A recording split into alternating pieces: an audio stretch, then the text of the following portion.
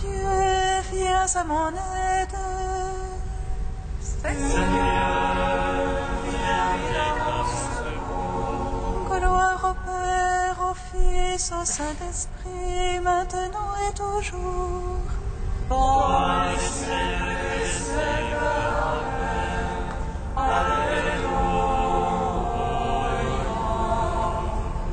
Roi du ciel consolateur, Esprit de vérité, toi qui es partout présent, toi qui emplis tout, trésor de grâce et de fraternité, viens et demeure en nous, purifie-nous de toute souillure et sauve nos âmes. Toi qui es bonté, Roi du ciel consolateur, Esprit de vérité, toi qui es partout présent, toi qui emplis tout, trésor de grâce et donateur de vie, viens et demeure en nous, purifie-nous de toute souillure et sauve nos âmes. Toi qui es bonté. lorsque tu es descendu vers la mort immortelle,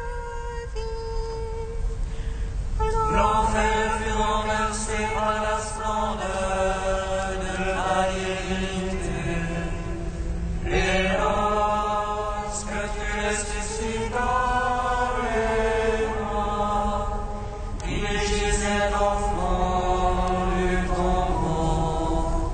Tous les anges dans les cieux se mirent à chanter. Gloire à toi, source de vie, ô Christ notre Dieu. Lorsque tu es descendu à la mort immortelle, l'enfer fut renversé par la splendeur de ta divinité. Et lorsque tu ressuscitas les morts, qui gisaient au fond du tombeau, tous les anges dans les cieux se mirent à chanter. Gloire à toi, source de vie, ô Christ notre Dieu. Lorsque tu es descendu à la mort immortelle, l'enfer fut renversé par la splendeur de ta divinité. Et lorsque tu ressuscitas les morts, qui gisaient au fond du tombeau, tous les anges dans les cieux se mirent à chanter. Gloire à toi, source de vie, ô Christ notre Dieu. Psaume 118, strophe 1.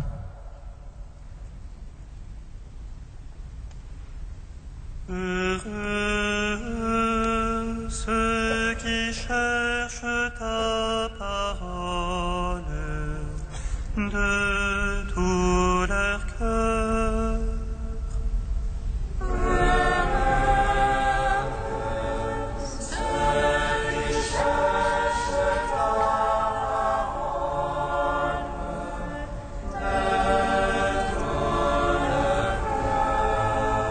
Heureux, impeccables dans leur voie, ceux qui marchent dans la loi de Dieu.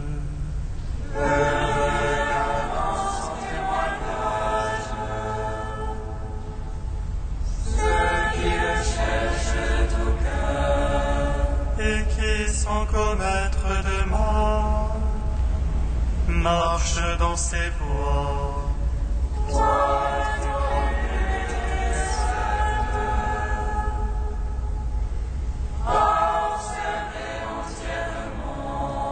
Puissent mes voies se fixer à observer tes volontés.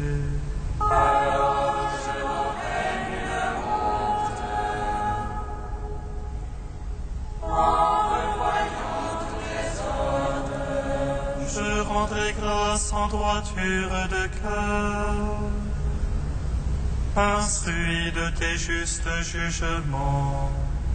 Tes volontés, je les peux observer. Ne me laisse pas entièrement. Mon Père, mon Fils, au Saint-Esprit, pour les siècles des siècles. Amen.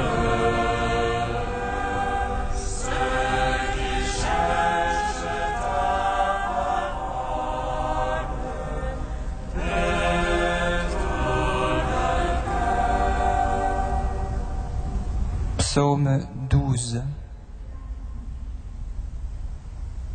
Tout ce que vous demanderez à mon Père en mon nom, il vous l'accordera. Tout ce que vous demanderez à mon Père en mon nom, il vous l'accordera. Jusque à quand, Seigneur, m'oublieras-tu jusqu'à la fin?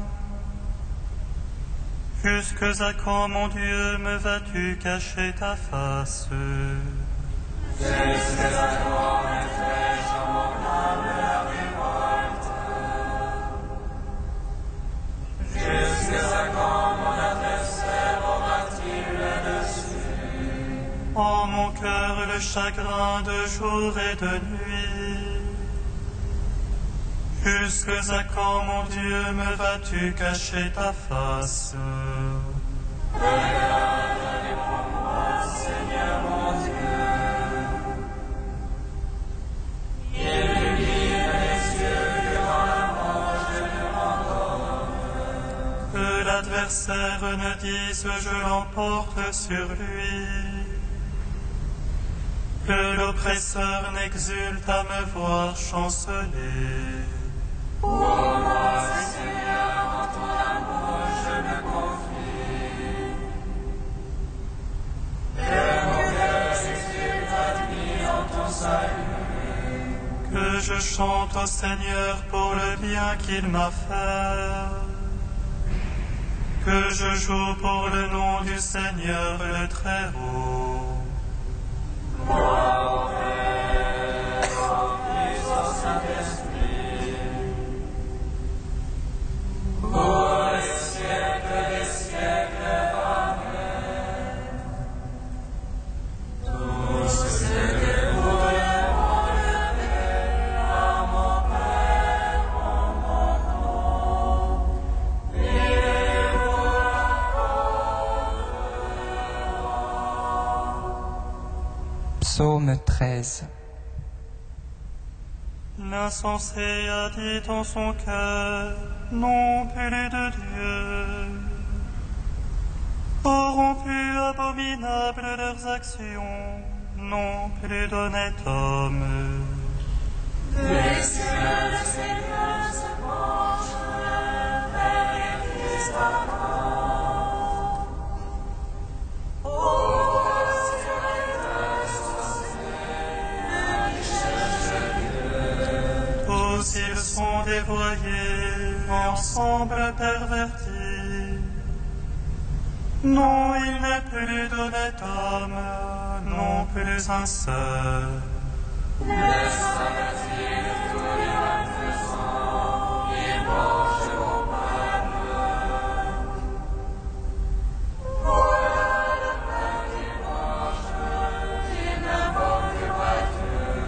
Alors ils seront frappés d'effroi, sans cause d'effroi. Car Dieu est pour la race du juste, le Seigneur est son abri. Pour bafouer l'Église du petit, mais le Seigneur est son abri. Et dans le roi de Sion, le salut d'Israël, le Seigneur amènera son peuple. Lorsque le Seigneur amènera son peuple, allégresse à Jacob et joie pour Israël.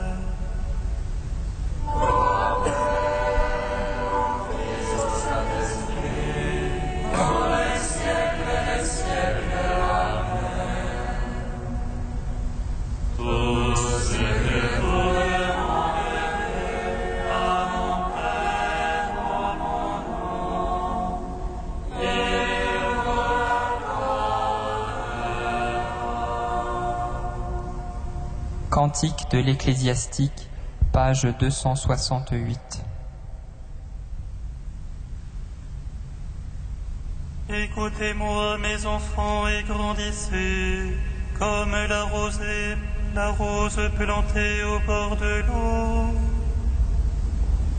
Comme l'encens exhalez une bonne odeur, fleurissez comme le lys.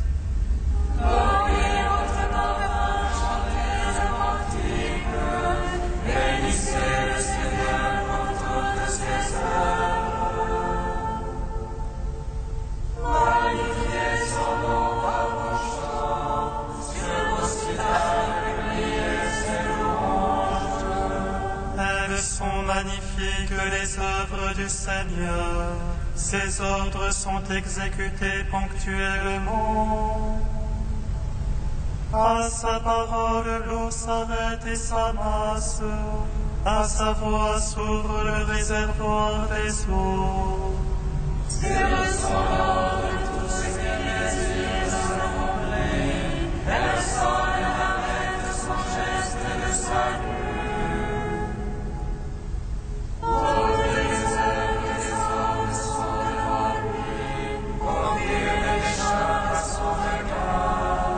Son regard s'étend de l'éternité à l'éternité, rien n'est surprenant à ses yeux. Il ne faut pas dire pourquoi cela, car tout a été créé pour une fin.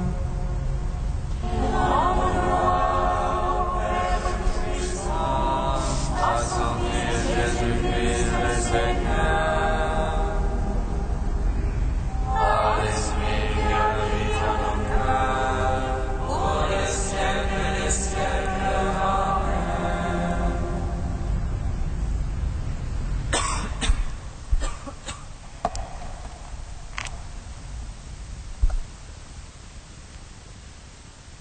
De Michelina Tenace, Lumière de l'Orient sur la vie consacrée.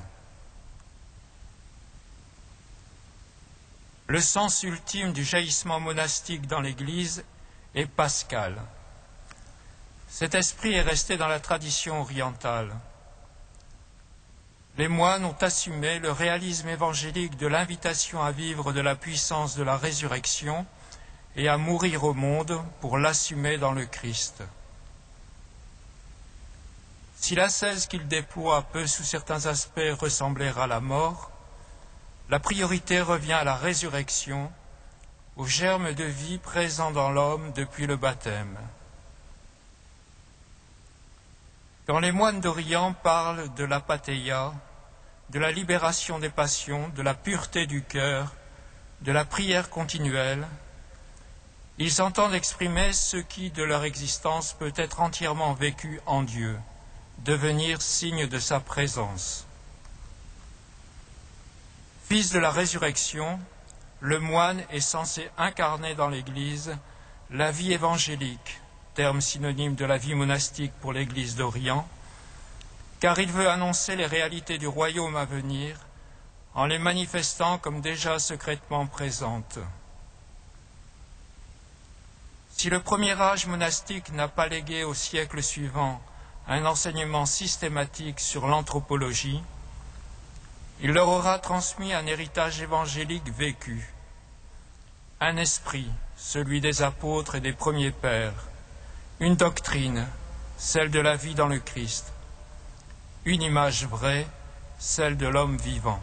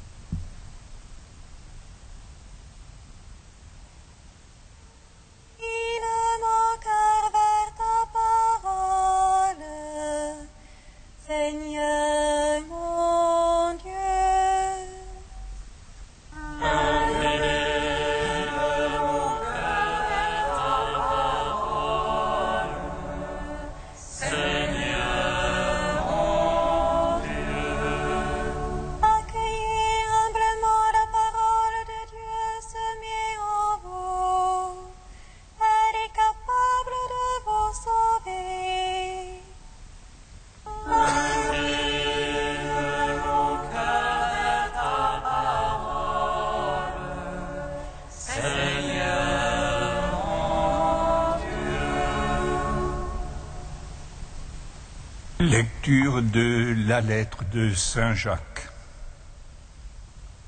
Frères bien-aimés, chacun devrait être toujours prêt à écouter, lent à parler, lent à se mettre en colère, car la colère de l'homme n'accomplit pas ce que Dieu attend du juste.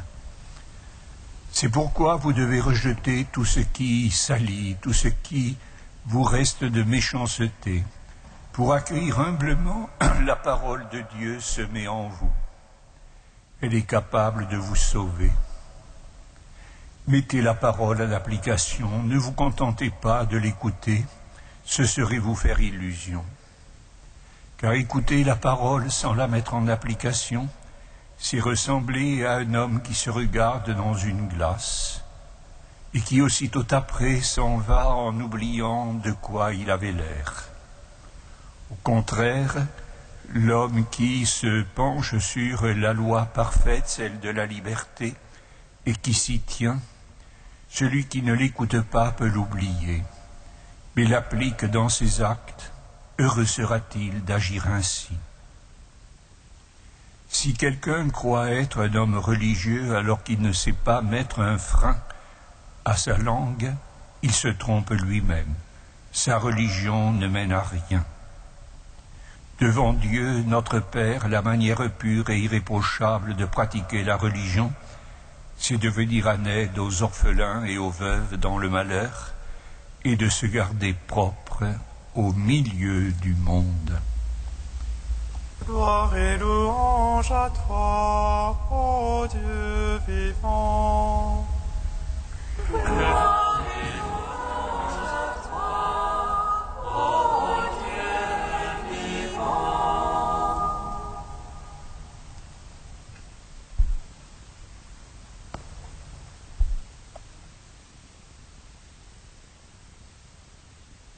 La grande pédagogie de l'Église à travers son œuvre liturgique est de nous guider au jour le jour à la lumière de la parole de Dieu.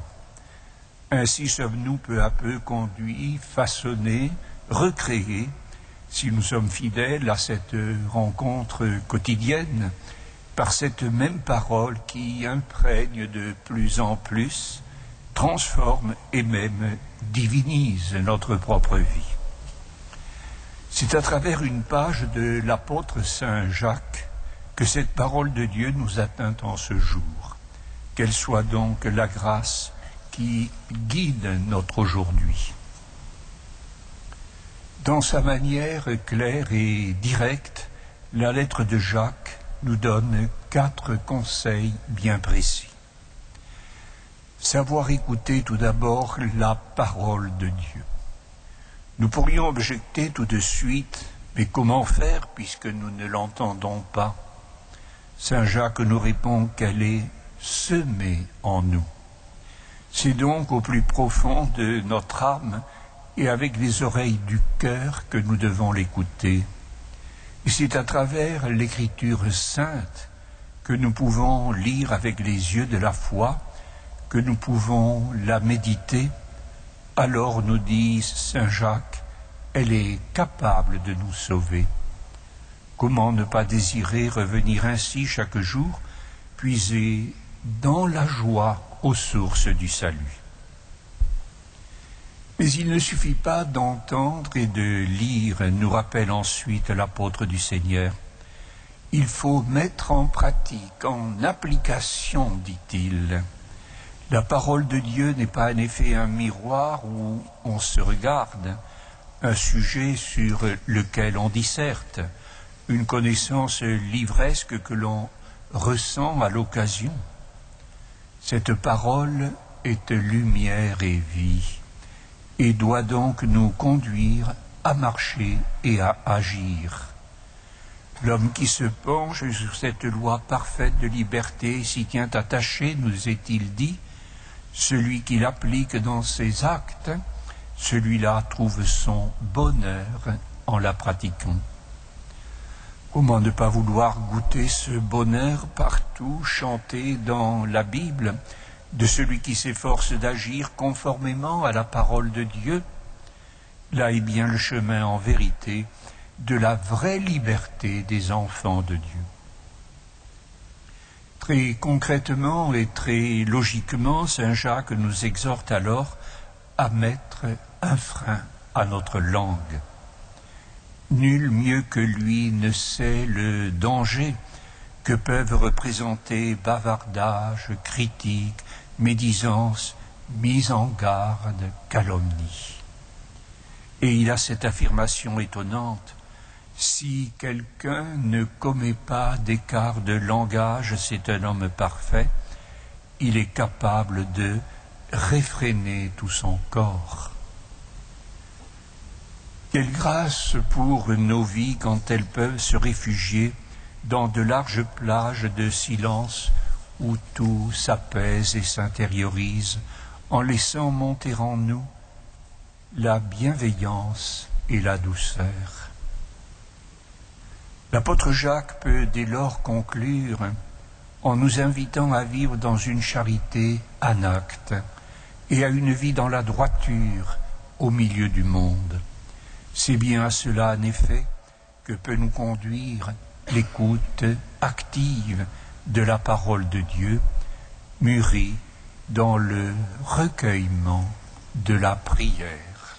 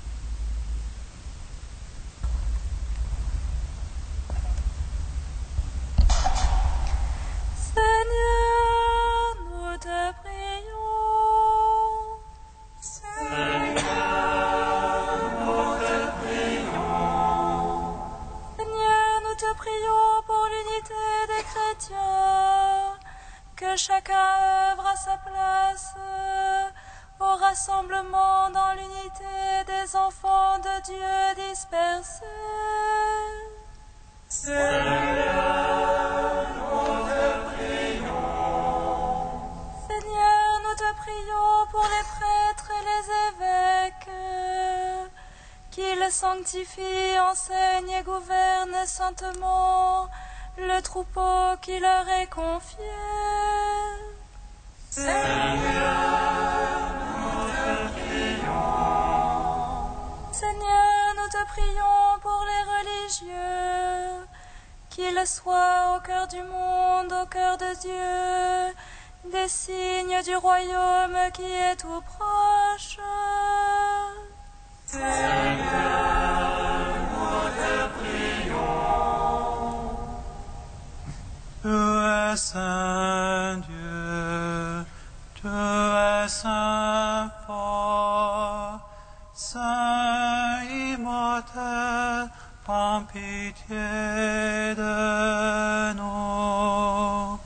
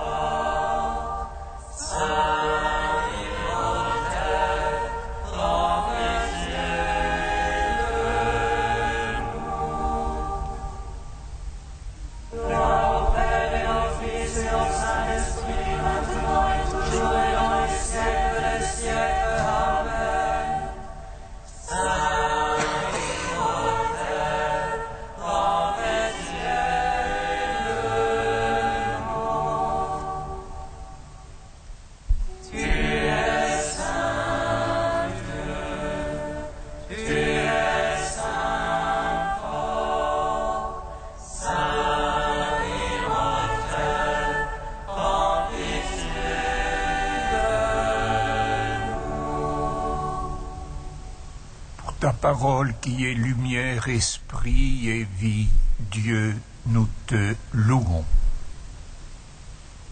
Notre Père qui est aux cieux, Que ton nom soit sanctifié, que ton règne vienne, que ta volonté soit faite sur la terre comme au ciel. Donne-nous aujourd'hui notre pain de ce jour. Pardonne-nous nos offenses, comme nous pardonnons aussi à ceux qui nous ont offensés. Et ne nous soumets pas à la tentation, mais délivre-nous du mal. Car c'est à toi la vingtième, le règne, la puissance et la gloire, pour les siècles des siècles.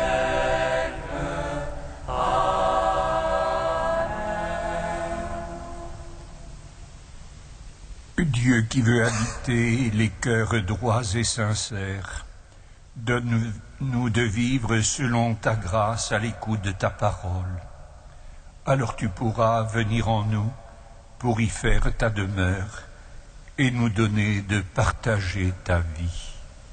Par Jésus-Christ, ton Fils, notre Seigneur et notre Dieu, qui règne avec toi et le Saint-Esprit maintenant et pour les siècles des siècles. Bénissons le Seigneur. Nous rendons grâce à Dieu. Amen.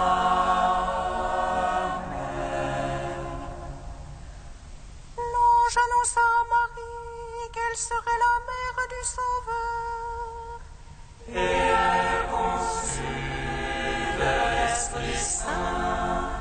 Réjouis-toi, Marie, pleine de grâce, le Seigneur